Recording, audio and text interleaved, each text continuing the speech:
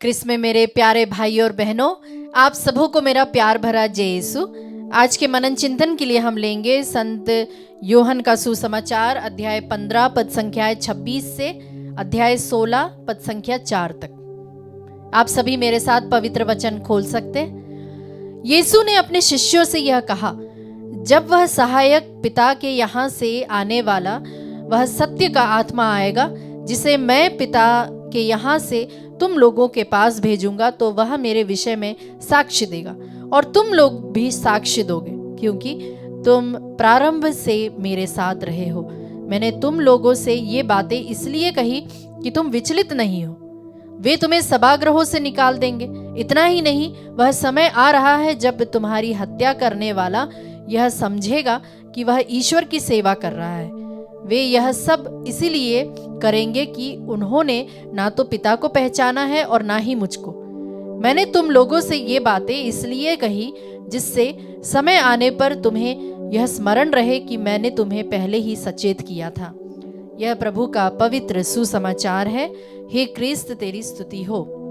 प्यारे मित्रों, आज के सुसमाचार में हम उस क्षण पर ध्यान देंगे जब यीशु मसीह अपने शिष्यों को जाने से पहले उनको सांत्वना देते हैं और साथ ही साथ उनको चेतावनी भी देते हैं। वे जानते थे कि कठिन समय आने वाला है, प्रभु यीशु को अभी जो है दुख भोगना पड़ेगा, तो इसलिए प्रभु यीशु ने उसके पहले ही इनको सचेत किया और इन्हें चेतावनी दी और आने वाले चुनौतियों के बारे में उन्हें सचेत किया, ताकि उनके शिष्य तैयार रह सके, मेंटली भी फिजिकली भी वे लोग तैयार रहे।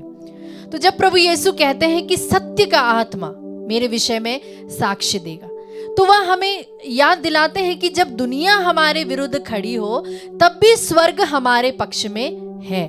अगर आप सच्चे हैं, अगर आप निष्ठावान हैं, ईमानदार हैं, तो प्यारे मित्रों, आपके अंदर एक शांति रहेगी। वो कहां से आई? यही पवित्र आत्मा की सहायता है। प्रेरित चरित्र अध्याय 1 पद संख्या 8 में प्रभु का वचन कहता है कि जब पवित्र आत्मा तुम पर आएगा तो तुम सामर्थ्य पाओगे और उसके सामर्थ्य से तुम कई सारे जगह पूरी दुनिया में जा जाकर तुम मेरे नाम की घोषणा करोगे। प्यारे मित्रों, जैसे कि मुझे अभी एक संत याद आ रहा है जो कि कहता है कि जहां जहां वो गुजरते हैं, जहां जहां उनकी शैडो पड़ती है, उससे भी लोग जो है प्रभु में विश्वास करने लगते हैं, क्योंकि वे उनका मानना है कि our life has to be a living gospel. प्यारे मित्रों, क्या हमने कभी देखा है कि जो हमारे सिद्धांत होते हैं, कई बार ऐसा होता है कि वे लोगों के लिए एक विरोधाभास है कि नहीं है? यह हमें सोचना है, इस पर हमें मनन चिंतन करना चाहिए। प्यारे मित्रों, प्रभु यीशु अपने शिष्यों के सामने एक और चुनौती भरा जो माहौल है वे रखते हैं। वे कहते हैं कि वे तुम्हें सभागृहों से निकाल देंगे। प्यारे मित्रों, क्या आपने कभी ऐसी परिस्थिति का सामना किया है कि जब आप सच्चाई के लिए खड़े हुए हो और आपको बहुत विरोध का सामना करना पड़ा हो सकता है कि आपको नौकरी भी खोना पड़ा हो सकता है आपके अच्छे रिश्ते खराब हो गए हो, या फिर हो सकता है कि लोग आपकी हंसी उड़ा रहे हो, आपका उपहास कर रहे हो। ये सभी चीजें आपने कभी झेली है। प्यारे मित्रों, यह हमारे विश्वास की परीक्षा है। प्यारे मित्रों, वही पहला पेतरुस अध्याय 4:14 प्रभु का वचन कहता है कि यदि आप मसीह के नाम के कारण निंदित होते हैं तो वह आपके लिए धन्य है।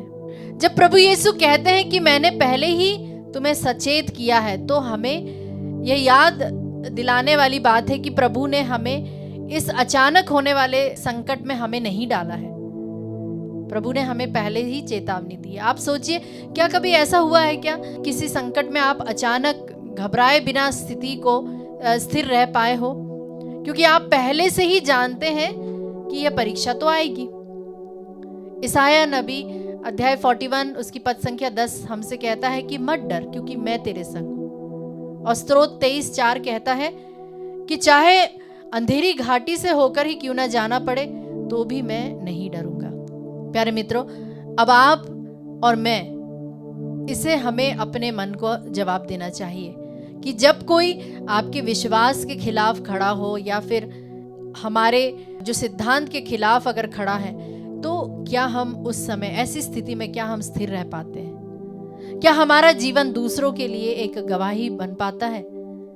क्या आप और मैं उस आंतरिक शक्ति और सामर्थ का अनुभव कर पाते हैं, जो कि सिर्फ पवित्र आत्मा से आता है। जब हम इस वचन को अपने जीवन में लागू करेंगे तो हम केवल सुनने वाले नहीं रह जाते, बल्कि एक सच्चे गवाह बन जाते हैं। सोचिए, आप और मैं कौन सा व्यवहार या निर्णय जो है हमारे जीवन में यही गवाही दे सकता है। हम मन ही मन इस वक्त प्रार्थना करें कि प्रभु, जब संसार हमारा विरोध करती है तब भी तू मुझे अंदर से स्थिर बना दे प्रभु, मुझे अंदर से सामर्थ्य प्रदान कर प्रभु। मेरा जो जीवन है तेरे प्रेम और सत्य का एक जीता जागता एक गवाह बन पाए, इसके लिए हम प्रार्थना करें। आमीन।